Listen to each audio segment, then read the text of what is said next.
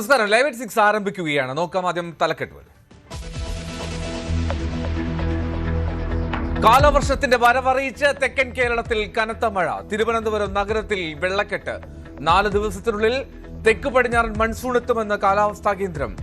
8 ജില്ലകളിൽ yellow alert. മുന്നൊരുക്കങ്ങൾ വിലയിരുത്തി മുഖ്യമന്ത്രി. ഇടുക്കി കീരിത്തോടിൽ 17 വയസ്സുകാരൻ മുങ്ങി മരിച്ചു.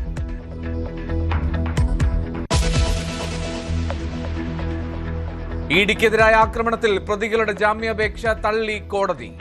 CPM ശ്രമിച്ചത് കലാപമുണ്ടാക്കാനെന്ന് ആഭ്യന്തരമന്ത്രി രമേശ് ചെന്നിത്തല. ഇതുവരെ അറസ്റ്റിലായത് 22 പേർ. മാസപ്പടി കേസിൽ നടപടി കടുപ്പിക്കാൻ ED. വീണ ടിയുടെ ലോക്കർ തുറന്ന് പരിശോധിക്കും. ഉടൻ സമൻസ് അയക്കും.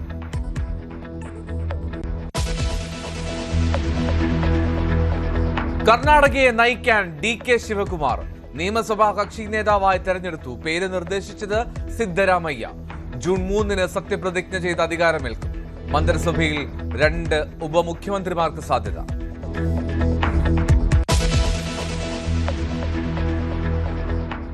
സംസ്ഥാനത്ത് NIA റെയ്ഡ്. പരിശോധന കണ്ണൂർ, കോഴിക്കോട്, കാസർഗോഡ്, മലപ്പുറം ജില്ലകളിൽ. തെരച്ചിൽ മലപ്പുറത്ത് സ്ഫോടക വസ്തു എത്തിച്ച കേസിൽ.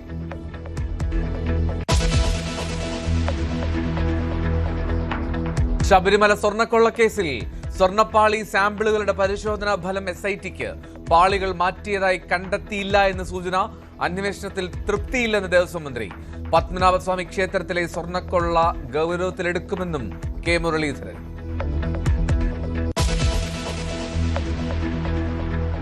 മനുഷ്യജീവനെടുത്ത വീണ്ടും ആനക്കലി. അതിരപ്പള്ളിയിൽ പുല്ലേർക്കാട് സ്വദേശി മോഹനനെ ആന ചവിട്ടിക്കൊന്നു. ഫെൻസിംഗ് തകരാർ പരിഹരിക്കാത്തതിൽ വഴി തടഞ്ഞ് നാട്ടുകാരുടെ പ്രതിഷേധം. യോഗം വിളിച്ച വനമന്ത്രി.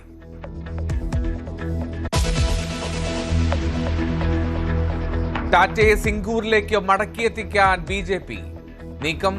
ബംഗാൾ നിക്ഷേപ സൗഹൃദമെന്ന സന്ദേശം നൽകാൻ ഉത്തരവാദിത്തം ഏറ്റെടുക്കുന്നുവെന്ന് BJP സംസ്ഥാന അധ്യക്ഷൻ. ടാറ്റയുടെ നിലപാട് കാത്ത് സംസ്ഥാന സർക്കാർ.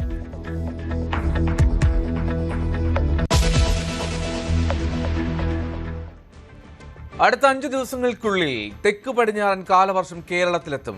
കാലവർഷത്തിന് അനുകൂലമായിട്ടുള്ള സാഹചര്യമാണ് ഇപ്പോൾ നിലവിലുള്ളതെന്ന് കാലാവസ്ഥാ കേന്ദ്രം അറിയിച്ചു. തെക്ക് കിഴക്കൻ അറബിക്കടലിനും സമീപ പ്രദേശങ്ങൾക്ക് മുകളിലായി നിലവിലുള്ള ചക്രവാത ചുഴി തുടരുന്നുണ്ട്. ജൂൺ 3 വരെ സംസ്ഥാനത്ത് ഒറ്റപ്പെട്ട ശക്തമായ മഴയ്ക്ക് സാധ്യതയുണ്ട്. ഇടിമിന്നലും ശക്തമായ കാറ്റുമുണ്ടാവും എന്നാണ് കേന്ദ്ര കാലാവസ്ഥാ കേന്ദ്രം അറിയിച്ചത്. അപ്രതീക്ഷിത കാലാവസ്ഥാ വ്യതിയാനങ്ങളും മണ്ണിടിച്ചിൽ ഉൾപ്പെടെയുള്ള ദുരന്ത സാധ്യതകളും മുന്നിൽ കണ്ട് എല്ലാ വകുപ്പുകളും കാലവർഷത്തിന് മുന്നോടിയായുള്ള പ്രവർത്തനങ്ങൾ അടിയന്തരമായി പൂർത്തിയാക്കണമെന്ന് മുഖ്യമന്ത്രി VD സതീശൻ നിർദ്ദേശിച്ചു. കാലവർഷ മുന്നൊരുക്കങ്ങൾ വിലയിരുത്തുന്നതിനായി മുഖ്യമന്ത്രിയുടെ നേതൃത്വത്തിൽ ഉന്നതതല യോഗം ചേർത്തു. സ്കൂളുകളുടെ സുരക്ഷ പരിശോധിച്ച് ചുറ്റുമതിൽ, മേൽക്കൂര, സമീപത്തെ മരങ്ങൾ എന്നിവ അപകടാവസ്ഥയിൽ അല്ല എന്ന് ഉറപ്പാക്കാനും നിർദ്ദേശം നൽകി. ആരോഗ്യ മേഖലയിൽ ആവശ്യമായിട്ടുള്ള മരുന്നുകളുടെ ലഭ്യത ഉറപ്പാക്കണമെന്നും നിർദ്ദേശം നൽകിയിട്ടുണ്ട്. ഇടുക്കി കീരിത്തോട് പെരിയാറിൽ കുളിക്കാനിറങ്ങിയ 17 വയസ്സുകാരൻ മുങ്ങി മരിച്ചു. പെരിയാർ വാലി സ്വദേശി കല്ലിങ്കൽ രതീഷാണ് മരിച്ചത്. സഹോദരനൊത്ത് പെരിയാറിൽ കുളിക്കുമ്പോൾ ചപ്പാത്തിന് സമീപമാണ് അപകടമുണ്ടായത്.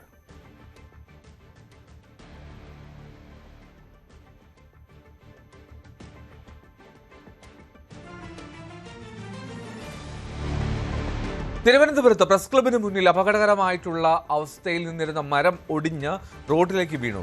സ്കൂട്ടർ യാത്രക്കാരി തലനാരിഴയ്ക്കാണ് രക്ഷപ്പെട്ടത്. അപകടത്തിൽ പ്രസ് ക്ലബിന്റെ ക്യാൻറ്റീൻ ഭാഗികമായി തകർന്നു. റോഡിൽ അധികം വാഹനങ്ങൾ ഇല്ലാത്തതിനാൽ വലിയ ദുരന്തം ഒഴിവായി. തിരുവനന്തപുരം പ്രസ് ക്ലബിന് സമീപത്തെ മരമാണ് ഇപ്പോൾ കടപുഴകി വീണ വലിയൊരു അപകടത്തിൽ നിന്നും തലനാരയ്ക്ക് യുവതി രക്ഷപ്പെട്ടത്. ഈ റോഡ് വഴി സഞ്ചരിച്ചുകൊണ്ടിരുന്ന ഇലക്ട്രിക് വാഹനത്തിലെ സ്കൂട്ടറിലെ യുവതിക്കാണ് മിനിറ്റുകളുടെ അതായത് വളരെ ചെറിയൊരു സമയത്തിന്റെ ഒരു ഭാഗ്യം കൊണ്ട് മാത്രം രക്ഷപ്പെട്ടു പോവുകയായിരുന്നു. ഈ മരം കടപുഴകി വീണത് പ്രസ് ക്ലബ് കെട്ടിടത്തിന്റെ ക്യാന്റീൻ പ്രവർത്തിക്കുന്ന ഭാഗത്തേക്കാണ്. ആ ഭാഗത്തും ആ സമയത്ത് ഭാഗ്യവശാൽ അധികം ആൾക്കാരുണ്ടായിരുന്നില്ല. വളരെ പതുക്കെയാണ് മരം കടപുഴകി വീണത്. അതുകൊണ്ട് തന്നെ ആൾക്കാർക്ക് അവിടെ നിന്ന് മാറാനൊരു സമയം കിട്ടി. കഴിഞ്ഞ തവണയും ഇതേ ഒരു സമയത്ത്, അതായത് മഴക്കാലം ആരംഭിക്കുന്ന സമയത്ത് ഈ കെട്ടിടത്തിന് ചേർന്ന മറ്റൊരു അപകടസ്ഥിതിയിലുള്ള ഒരു മരവും കടപുഴകി വീണിരുന്നു. അതിനുശേഷം ചാഞ്ഞു നിൽക്കുന്ന മരങ്ങൾ ചിലതൊക്കെ ഈ ഒരു കോർപ്പറേഷൻ അധികൃതരടക്കം മുറിച്ചു മാറ്റുകയും ചെയ്തിരുന്നു. ഇത്തവണ അത് വലിയൊരു അപകടത്തിൽ നിന്നാണ് ഈ സ്കൂട്ടർ യാത്രക്കാരെയും ഈ ക്യാൻറ്റീനിൽ ഭക്ഷണം കഴിച്ചുകൊണ്ടിരിക്കുന്ന ആൾക്കാരും തലനാരിയൊക്കെയാണ് രക്ഷപ്പെട്ടതെന്ന് പറയാം. കാരണം വളരെ തിരക്കേറിയ ഒരു റോഡാണ്. ഇന്ന് വലിയ രീതിയിലൊരു തിരക്കില്ലാത്തതുകൊണ്ട് മാത്രമാണ് ഇവിടെ അപകടം വലുതാവാതിരുന്നത്. മാത്രമല്ല ഈ ഭാഗത്താണ് കൂടുതൽ വാഹനങ്ങളും സെക്രട്ടേറിയറ്റിലേക്ക് വരുന്ന കൂടുതൽ വാഹനങ്ങളടക്കം നിർത്തിയിടുന്ന ഒരു മേഖലയാണ്. അതുകൊണ്ട് തന്നെ ആൾക്കാരുടെ ദേഹത്തേക്ക് വീഴുകയോ മറ്റ് വാഹനത്തിന് മുകളിലേക്ക് വീഴുകയോ ചെയ്തിരുന്നെങ്കിൽ വലിയൊരു അപകടവും ജീവഹാനി അടക്കം ഉണ്ടാകാൻ സാധ്യതയുണ്ടായിരുന്നു. അതിൽ നിന്നാണ് ഇപ്പോൾ തലനാരയ്ക്ക് ഇപ്പോൾ ആ യാത്രക്കാരിയും ഒപ്പം ക്യാന്റീനിൽ ഉണ്ടായിരുന്ന ആൾക്കാരും രക്ഷപ്പെട്ടത്. ക്യാമറമാൻ വിനോദിനോടൊപ്പം സാരംഗ് സുധാകരൻ, ന്യൂസ് 18 തിരുവനന്തപുരം. മുല്ലപ്പെരിയാറിൽ നിന്നും കൂടുതൽ വെള്ളം ആവശ്യപ്പെട്ട ടിവിക്ക് അണക്കെട്ടിൽ ജലനിരപ്പ് ഉയരുമ്പോൾ ഇടുക്കിയിലേക്ക് ഒഴുക്കുന്ന വെള്ളം തമിഴ്നാടിന് നൽകണമെന്നാണ് ആവശ്യം. തമിഴ്നാട് കമ്പ MLA ജഗന്നാഥ് മിശ്രയാണ് ഈ ആവശ്യം ഉന്നയിച്ചത്. നിലവിൽ ഡാം നിറയുമ്പോൾ അധികമായി വരുന്ന വെള്ളം ഇടുക്കിയിലേക്ക് ഒഴുക്കുകയാണ് ചെയ്യുന്നത്.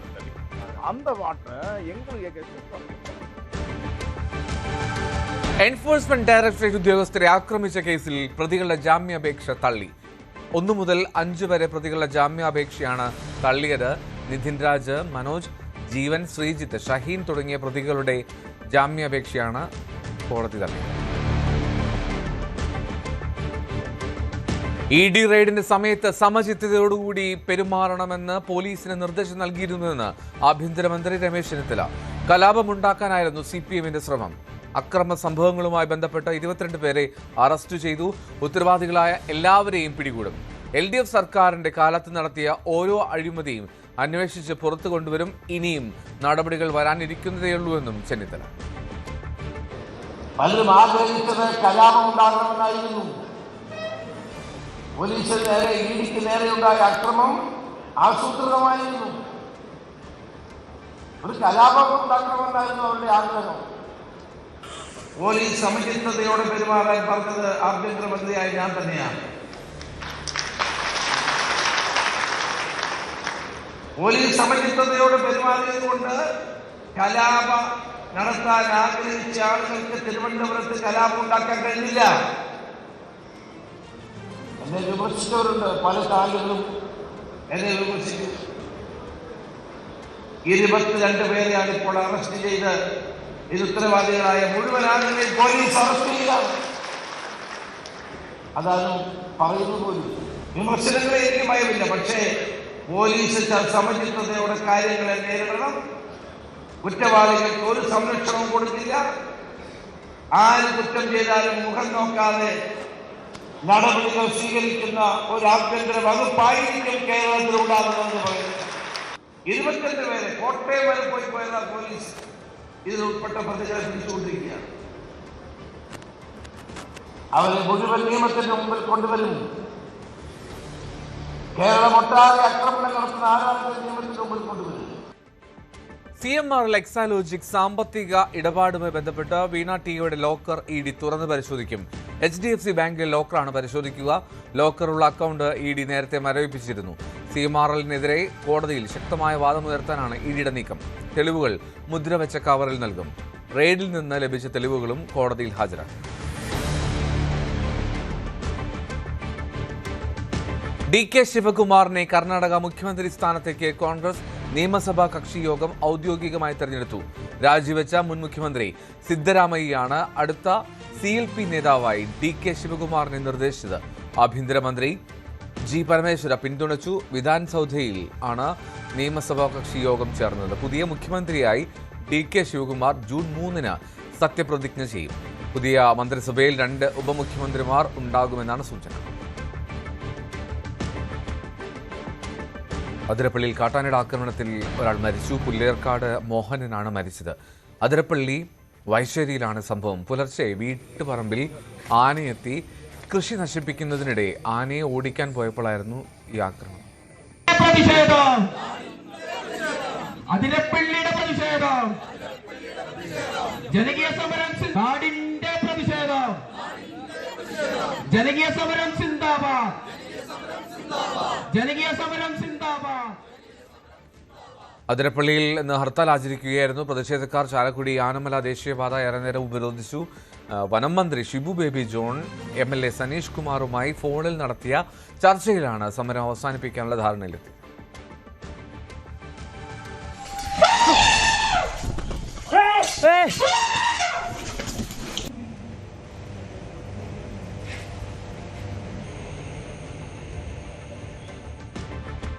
വന്യമൃഗങ്ങളുടെ ആക്രമണത്തിൽ പ്രഥമ ഉത്തരവാദിത്വം വനംവകുപ്പിന് തന്നെയാണെന്ന് വനമന്ത്രി ഷിബു ബേബി ജോൺ. ഒരാഴ്ചക്കിടെ 3 മരണമുണ്ടായി. മന്ത്രിയുടെ കയ്യിൽ ഒറ്റമൂലിയില്ല. ഫെൻസിംഗ് മറികടന്നാണ് അതിരപ്പള്ളിയിൽ കാട്ടാന എത്തിയതെന്നും മന്ത്രി പറഞ്ഞു.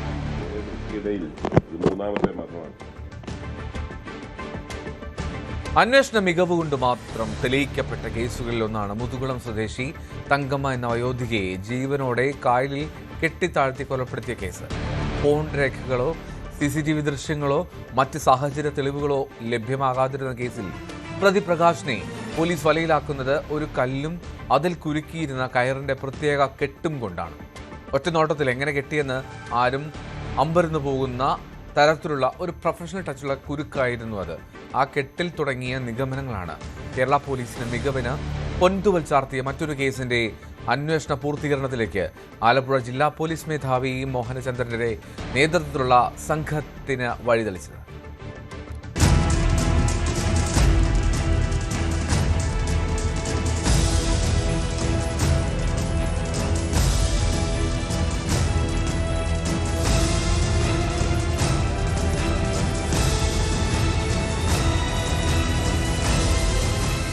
തങ്കമ്മയെ കാണാനില്ലെന്ന വിവരം പോലീസിന്റെ മുന്നിലേക്ക് എത്തുന്നത് കൊലപാതകം നടന്ന് 12 മണിക്കൂറുകൾ പിന്നിട്ട ശേഷമാണ്. കുറ്റാന്വേഷണത്തിലെ നിർണായകമായ വിലപ്പെട്ട മണിക്കൂറുകൾ അപ്പോഴേക്കും അന്വേഷണ സംഘത്തിന് കൈവിട്ടു പോയിരുന്നു. തങ്കമ്മ മൊബൈൽ ഫോൺ ഉപയോഗിക്കാത്ത ആളാണ്. പരിസരത്ത് CCTV ക്യാമറകളില്ല. തൊട്ടടുത്താകട്ടെ നിരവധി ആളുകൾ വന്നു പോകുന്ന ബോട്ട് ജെട്ടി. എവിടെ തുടങ്ങണമെന്നോ എങ്ങനെ തുടങ്ങണമെന്നോ അറിയാതെ പോലീസ് അന്താളിച്ചു നിന്നു.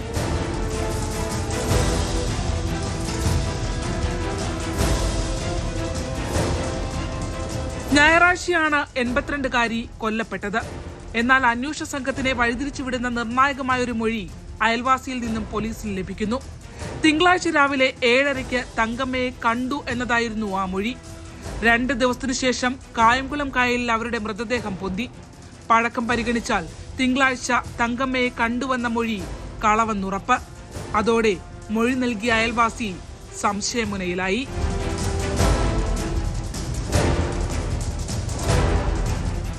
കൈകാലുകൾ രണ്ടും തുണി ഉപയോഗിച്ച് ബന്ധിച്ച് കല്ലുകെട്ടി താഴ്ത്തിയ നിലയിലായിരുന്നു മൃതദേഹം കായലിൽ പൊന്തിയത്. ഒരു കല്ല് ഇളകിപ്പോയിരുന്നു, മറ്റൊന്ന് തലഭാഗത്ത് ബന്ധിച്ച നിലയിലായിരുന്നു. നൈലോൺ കയറുകൾ കൊണ്ട് ബന്ധിച്ച കല്ലിൽ നോക്കിയ അന്വേഷണ ഉദ്യോഗസ്ഥർ കല്ലുകൊണ്ട് കയർ കെട്ടിയ രീതിയും അതിലെ അസാധാരണമായ കുടുക്കും ശ്രദ്ധിച്ചു. സാധാരണയുള്ള ഒരു കെട്ട് അല്ലായിരുന്നു അത്. അതെങ്ങനെ അഴിക്കുമെന്നതും കൗതുകമായി. അവിടെ തുടങ്ങുന്നു കേസിലെ നിർണായകമായ വഴിത്തിരിവ്.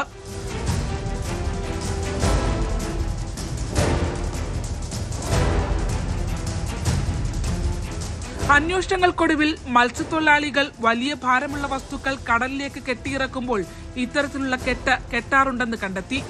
അതും എല്ലാവർക്കും അങ്ങനെ ചെയ്യുക എന്നത് അസാധ്യമാണ്. അതോടെ പോസ്റ്റ്മോർട്ടം ശേഷം കല്ലും നൈലോൺ കയറും കെട്ടഴിക്കാതെ തന്നെ അന്വേഷണ സംഘം നിർണായക തെളിവായി ഏറ്റുവാങ്ങി. അപ്പോഴും വീടിന്റെ വാതിൽ തകർത്തല്ല പ്രതി അകത്തേക്ക് കയറിയതെന്നത് അന്വേഷണത്തിൽ തെളിഞ്ഞു. അതോടെ തങ്കമ്മയ്ക്ക് അറിയാവുന്ന ആരോ ഒരാളാണ് ആ വീട്ടിലെത്തിയതെന്ന സംശയം ബലപ്പെട്ടു. പരിസരവാസിയുടെ തെറ്റിദ്ധാരണാജനകമായ മൊഴി കൂടിയായതോടെ അയാളിലേക്കുള്ള സംശയത്തിന് ബലം കൂടി. പക്ഷേ ഹൃദ്രോഗിയായ അയാൾ എങ്ങനെ ഒരാളെ കൊലപ്പെടുത്തി ഒറ്റയ്ക്ക് വള്ളത്തിൽ കായലിൽ കൊണ്ട് തള്ളുമെന്ന ചോദ്യം പോലീസിനെ കുഴക്കി. പരിസരത്തെ വീടുകൾ കൂടി നിരീക്ഷണത്തിലാക്കാൻ അന്വേഷണ സംഘം തീരുമാനിച്ചു. ഇതിനിടയിൽ തങ്കമ്മയുടെ കഴുത്തിൽ കെട്ടിയതിന് സമാനമായ നൈലോൺ കയർ അടുത്തുള്ളൊരു വീട്ടിൽ അയയിൽ ഉപയോഗിക്കുന്നുണ്ടെന്ന് പോലീസ് തിരിച്ചറിഞ്ഞു. വീടിന്റെ ഉടമയായ പ്രകാശനിലേക്ക് അന്വേഷണം നീങ്ങി. അതിനെ സാധൂകരിക്കുന്ന മറ്റൊരു വിവരം പോലീസിന് ഒരു സ്വർണ്ണ വ്യാപാരിയിൽ നിന്ന് ലഭിച്ചു. ഒരാൾ സ്വർണവുമായി വിൽപ്പനയ്ക്ക് തന്നെ സമീപിച്ചു എന്നതായിരുന്നു മൊഴി. പണം ഉടൻ നൽകാത്തതിനാൽ അയാൾ സ്വർണവുമായി തിരികെ പോയെന്നും വ്യാപാരി പറഞ്ഞു. ചിത്രങ്ങൾ കണ്ട് പ്രകാശനെ മൊഴി നൽകിയയാൾ തിരിച്ചറിഞ്ഞു. അതോടെ പ്രകാശിനെ കുറിച്ച് കൂടുതൽ അന്വേഷണം ആരംഭിച്ചു. ഗ്യാസ് സിലിണ്ടർ വീട്ടിലേക്ക് എടുത്തു വെക്കാൻ തങ്കമ്മ പ്രകാശിന്റെ സഹായം തേടിയിരുന്നു എന്ന വിവരം ലഭിച്ചു. പ്രകാശിനെ കുറിച്ച് കൂടുതൽ അന്വേഷിച്ചപ്പോൾ മത്സ്യബന്ധനത്തിന് പോയിരുന്ന അയാൾ നൈലോൺ കയറുകൾ ഉപയോഗിച്ച് വള്ളം കെട്ടുന്നതിനും വല കടലിൽ വിരിക്കുമ്പോൾ ഭാരമുള്ള വസ്തുക്കൾ കെട്ടിത്താഴ്ത്തിയിടുന്നത് സമാനമായ രീതിയിലാണെന്നും കണ്ടെത്താനായി. ഇതിൽ അയാൾക്കുള്ള വൈദഗ്ധ്യമാണ് തങ്കമ്മയുടെ കഴുത്തിൽ കുരുക്കിയ ആ കുരുക്കിലും കല്ലിലും കാണാനായത്. സാക്ഷികൾ ഒന്നുമില്ലാതിരുന്ന ഡിജിറ്റൽ തെളിവുകൾ പേരിന് പോലും ലഭ്യമാകാതിരുന്ന കേസിൽ അന്വേഷണ സംഘത്തിന്റെ സൂക്ഷ്മതയോടെയുള്ള നീക്കമാണ് 48 മണിക്കൂറിനുള്ളിൽ പ്രതിയെ കണ്ടെത്താനായി ആലപ്പുഴയിലെ പോലീസിന് കഴിഞ്ഞത്. കേരള പോലീസിന്റെ കുറ്റാന്വേഷണ ചരിത്രത്തിൽ മികവാർന്നൊരു അധ്യായമായി ഈ കേസിനെ നമുക്ക് പറയാനാകും. ശരണ്യ സ്നേഹജൻ, ന്യൂസ് 18 ആലപ്പുഴ. ഇടവേള.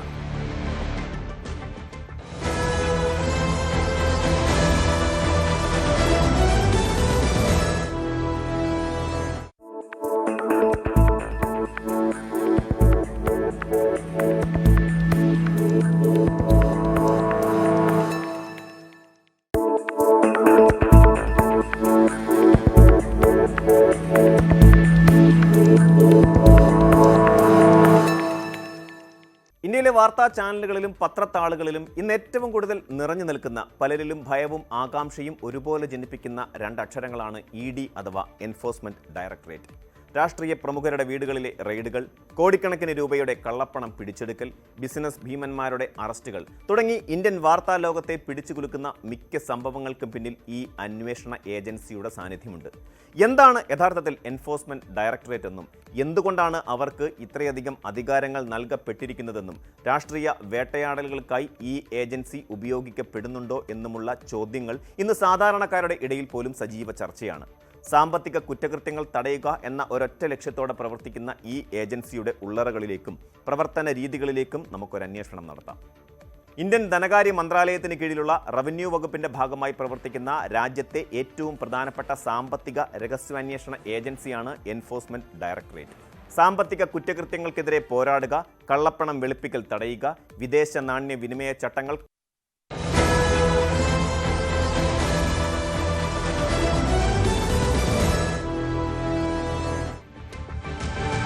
തുടരുന്നു. ശബരിമലയിലെ കട്ടിളപ്പാളികൾ മാറ്റിയിട്ടില്ല എന്ന് സൂചന നൽകി നിർണായക ശാസ്ത്രീയ പരിശോധനാ റിപ്പോർട്ട്. പൂശിയ സ്വർണം മാത്രമാണ് തട്ടിയെടുത്തത് എന്ന് റിപ്പോർട്ടിൽ പറയുന്നു. ജംഷഡ്പൂരിലെ ലാബാണ് പ്രത്യേക അന്വേഷണ സംഘത്തിന് ഈ റിപ്പോർട്ട് കൈമാറിയത്. റിപ്പോർട്ട് കൊല്ലം കോടതിയിൽ സമർപ്പിച്ചു. ശബരിമല സ്വർണ്ണക്കൊള്ള കേസുമായി ബന്ധപ്പെട്ട പുതിയ വിവരങ്ങൾ പുറത്തുവരുന്നത് നിയമസഭാ തെരഞ്ഞെടുപ്പിനും തദ്ദേശ തെരഞ്ഞെടുപ്പിനും ശേഷം മാത്രമാണ്. കാരണം വലിയ രീതിയിൽ അന്വേഷണ പുരോഗതി വന്നിരുന്നത് പിന്നീട് സ്വാഭാവിക ജാമ്യവും മറ്റും പ്രതികൾക്ക് ലഭിക്കുകയും പിന്നീട് അന്വേഷണ പുരോഗതി തന്നെ വളരെ മന്ദഗതിയിലേക്കാകുന്ന ഒരു സാഹചര്യം ഉണ്ടായിരുന്നു. ഇപ്പോൾ അതിലൊരു നിർണായകമായിട്ടുള്ള ഒരു കാര്യമാണ് പുറത്തേക്ക് വന്നിരിക്കുന്നത്. ജംഷഡ്പൂരിൽ നടത്തിയ ശാസ്ത്രീയ പരിശോധനയിൽ ഇതുമായി ബന്ധപ്പെട്ട സ്വർണ്ണപ്പാളിയിൽ നിന്നുള്ള ദ്വാരപാലക ശില്പവും കട്ടളപ്പാളിയിൽ നിന്നുള്ള പൂശിയ സ്വർണ്ണമാണ് വേർതിരിച്ച് കൊള്ള നടത്തിയതെന്നാണ് ഇപ്പോൾ അന്വേഷണ സംഘത്തിന് ലഭിച്ച റിപ്പോർട്ടിന്റെ അടിസ്ഥാനത്തിൽ നോക്കുകയാണെങ്കിൽ മനസ്സിലാക്കാൻ കഴിയുന്നത്.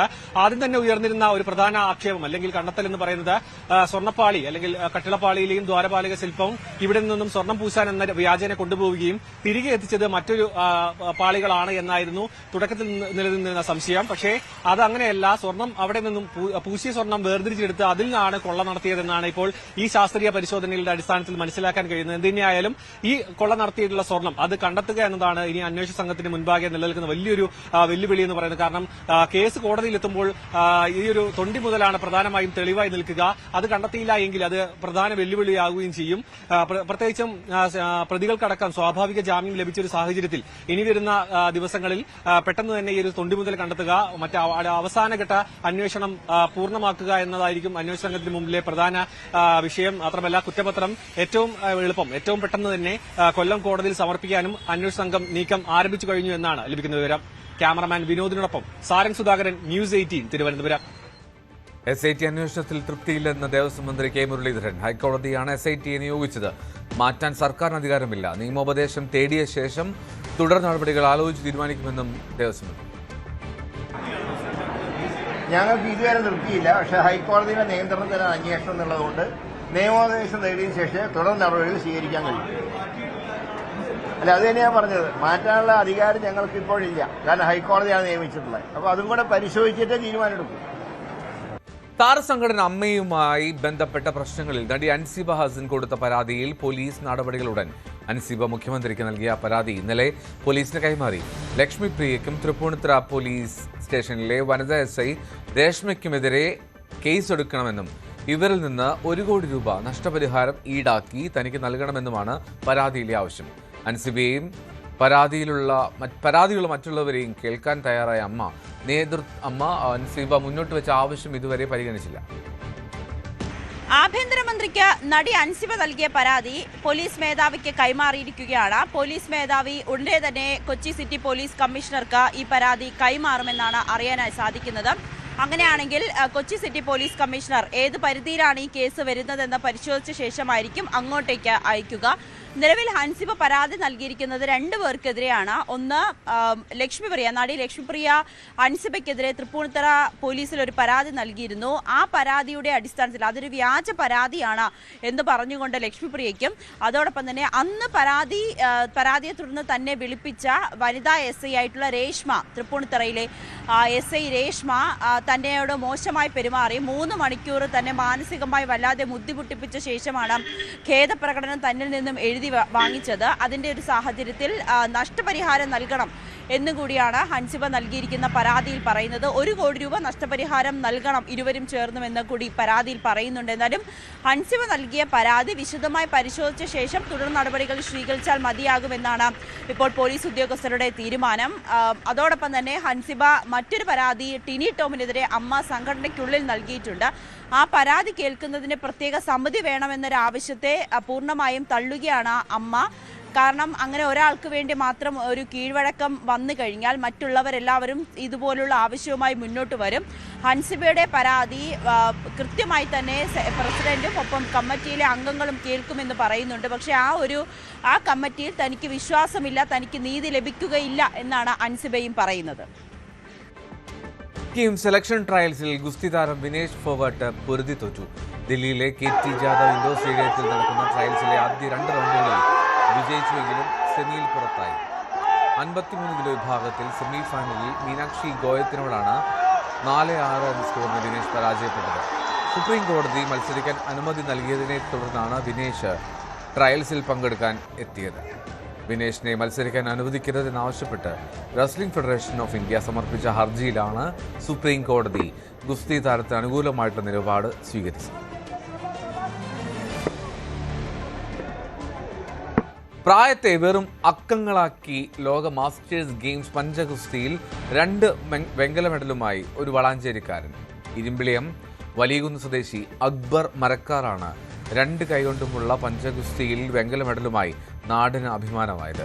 സർക്കാർ പോലും സ്പോൺസർ ചെയ്യാത്ത അക്ബർ സ്വന്തം ചിലവിലാണ് മത്സരത്തിൽ പങ്കെടുക്കാൻ പോയത്.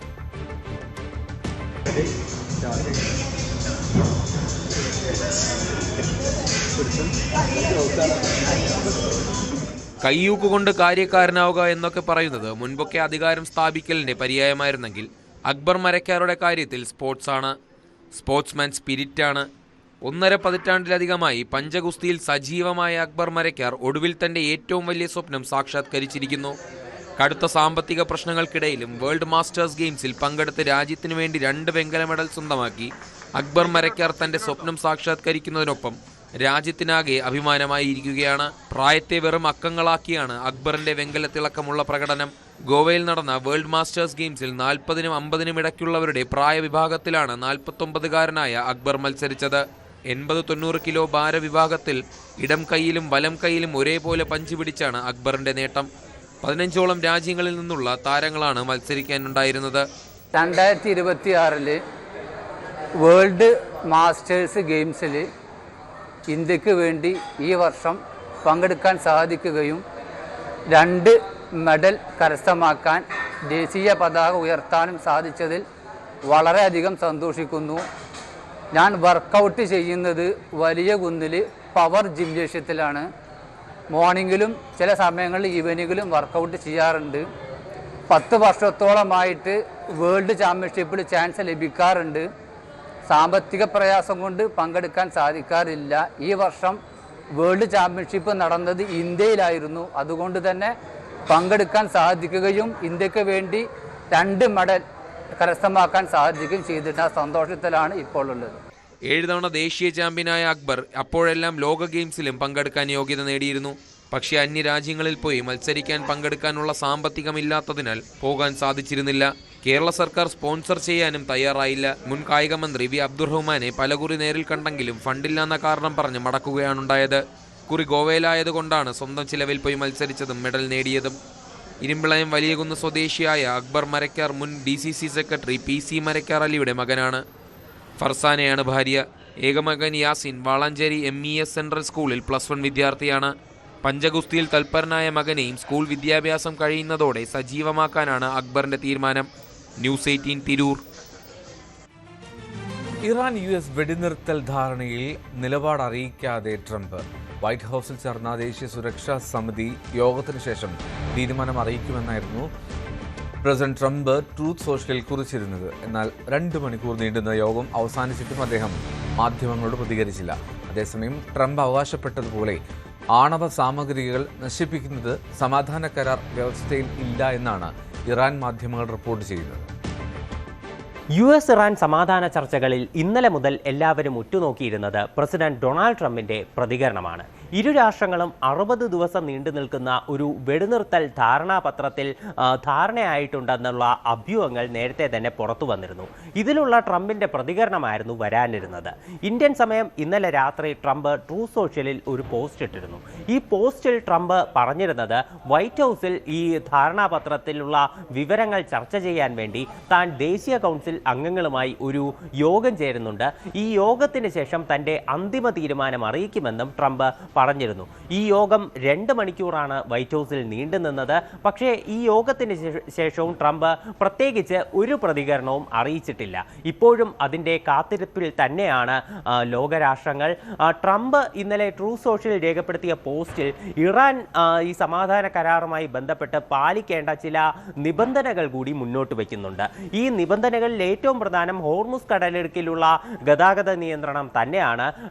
ഇറാൻ ഹോർമുസ് കടലിടുക്ക് പൂർണ്ണമായി തുറക്കണമെന്നും ഇതിലൂടെ ഒരു ടോൾ പിരിവും പാടില്ല എന്ന് ട്രംപ് മുന്നോട്ട് വയ്ക്കുന്നുണ്ട്. അതുപോലെ ഇറാൻ ഒരു തരത്തിലുമുള്ള ആണവായുധങ്ങൾ ഡെവലപ്പ് ചെയ്യാൻ പാടില്ല എന്നും ഭാവിയിലാണെങ്കിലും ഇത്തരമൊരു നീക്കം നടത്തരുതെന്നും ട്രംപ് പറയുന്നു. അതുപോലെ എല്ലാവിധ സീ മൈനുകളും ഇറാൻ ഉടൻ തന്നെ നീക്കം ചെയ്യണം.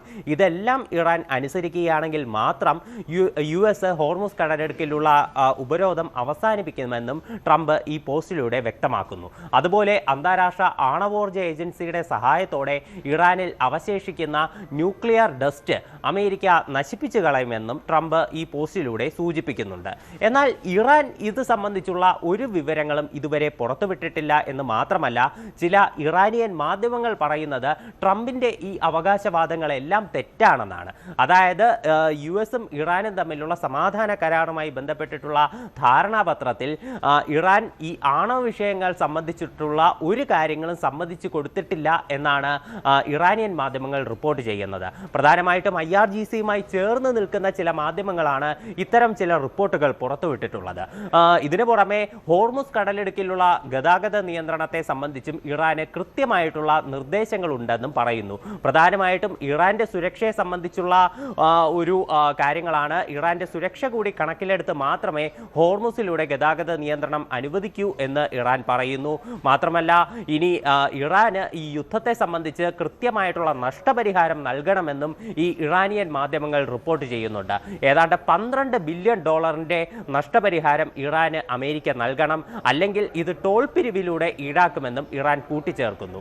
ഇറാന്റെ ചില മുതിർന്ന നേതാക്കൾ, ഇറാന്റെ വിദേശകാര്യ വക്താവായിട്ടുള്ള ഇസ്മായിൽ ബഗയി ആണെങ്കിലും അമേരിക്കയും ഇറാനും തമ്മിൽ ഒരു ധാരണയിൽ എത്തിയിട്ടില്ല എന്ന് തന്നെ വ്യക്തമാക്കി പറയുന്നു. അതുപോലെ ഇറാന്റെ പാർലമെന്റ് സ്പീക്കറായിട്ടുള്ള മുഹമ്മദ് ബാഖർ ഗാലിബാഫ് പറയുന്നത് അമേരിക്കയുടെ പ്രവൃത്തികൾ അടിസ്ഥാനമാക്കിയിരിക്കും ഈ സമാധാന കരാറിന്റെ ഭാവി എന്നാണ്. അതുപോലെ ഇറാനിൽ നിന്ന് പുറത്തു വരുന്ന മറ്റൊരു വിവരം അവരുടെ മുൻ പരമോന്നത നേതാവായിട്ടുള്ള ആയത്തുള്ള അലി ഖമനയുടെ സംസ്കാര ചടങ്ങിനെ സംബന്ധിച്ചാണ്. ഈ സംസ്കാര ചടങ്ങ് ഉടൻ തന്നെ പ്രൗഢഗംഭീരമായി നടത്താൻ തന്നെയാണ് ഇറാൻ ഉദ്ദേശിച്ചിട്ടുള്ളത്. എല്ലാവിധ ജനങ്ങളെയും എല്ലാ രാഷ്ട്രീയ നേതാക്കളെയും അണിനിരത്തിക്കൊണ്ട് വലിയ രീതിയിൽ ഈ ചടങ്ങ് നടത്താൻ ഇറാൻ ഉദ്ദേശിക്കുന്നു. അമേരിക്കയുമായി ഒരു സമാധാന കരാറിൽ എത്തിച്ചേർന്നാൽ ഈ സംസ്കാര ചടങ്ങുമായി ബന്ധപ്പെട്ടിട്ടുള്ള മറ്റു കാര്യങ്ങൾ മുന്നോട്ട് പോകുമെന്നാണ് അവിടെ നിന്നുള്ള റിപ്പോർട്ടുകൾ സൂചിപ്പിക്കുന്നത്. സ്വർണ്ണ വെള്ളി നിരക്ക് കവിത ഗോൾഡ് ആൻഡ് ഡയമണ്ട്സ് ഇന്നത്തെ സ്വർണം വെള്ളി നിരക്കുകൾ നിങ്ങൾക്കായി സമർപ്പിച്ചത് Kavitha gold and diamonds, the versatile jeweller. സ്വർണം 22 ക്യാരറ്റ് ഗ്രാമിന് 14,395, പവന് 1,15,160. 18 ക്യാരറ്റ് സ്വർണം ഗ്രാമിന് 11,895, പവന് 95,160. വെള്ളി ഗ്രാമിന് 280 രൂപ. കവിത ഗോൾഡ് ആൻഡ് ഡയമണ്ട്സ് ഇന്നത്തെ സ്വർണം വെള്ളി നിരക്കുകൾ നിങ്ങൾക്കായി സമർപ്പിക്കുന്നത് Kavitha gold and diamonds, the versatile jeweller. Live 6 പൂർണ്ണമാവുകയാണ്. നമസ്കാരം.